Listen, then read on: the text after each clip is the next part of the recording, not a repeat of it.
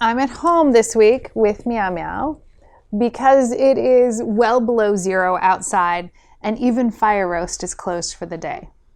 This episode is about God's love for all of creation. I'm Rachael Keefe and this is Monday's Muse.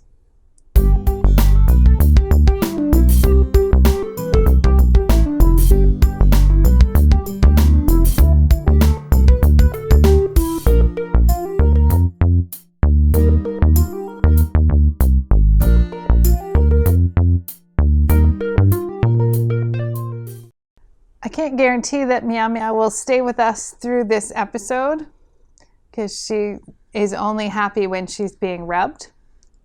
And if I stop, she'll go. But I wanted to take a few minutes to talk about God's love, the kind of love that we talk about during this last week of Advent.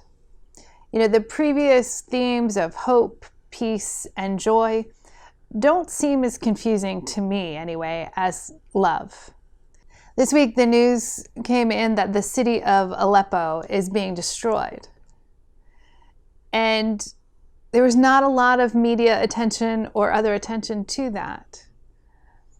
And as I prepared for this week's sermon, it occurred to me that Christians talk a lot about love, and yet we often seem to be silent when horrible things are happening around us.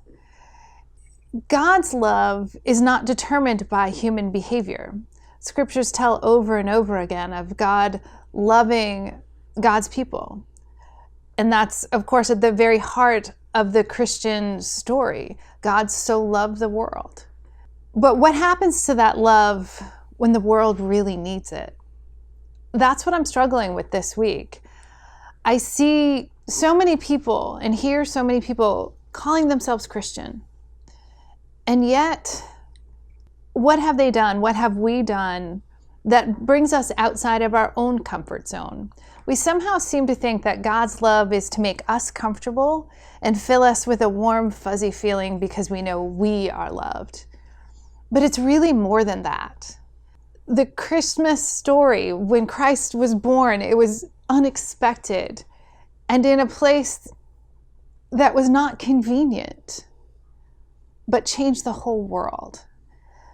And we who call ourselves Christians, we are supposed to be offering that same kind of love, breaking into the world where there is bleakness, where there is hopelessness, where there is no sense of God's presence or God's love, in unexpected and messy ways that certainly take us out of our comfort zone.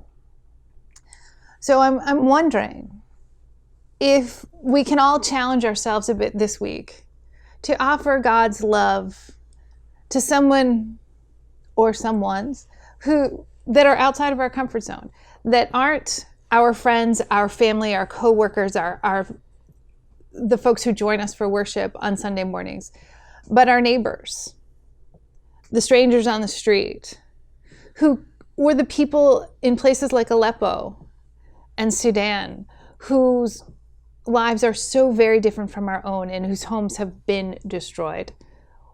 What does Christian love have to say to that? What can we actually do to embody love for those who truly need it? Not in a passive, feel-good kind of way, but in a way that really makes a difference to at least one person. That's what I'm thinking about on this cold beginning of the last week of Advent. I hope you'll be thinking about it too. Thanks for joining us. Have a Merry Christmas, and we'll see you next week.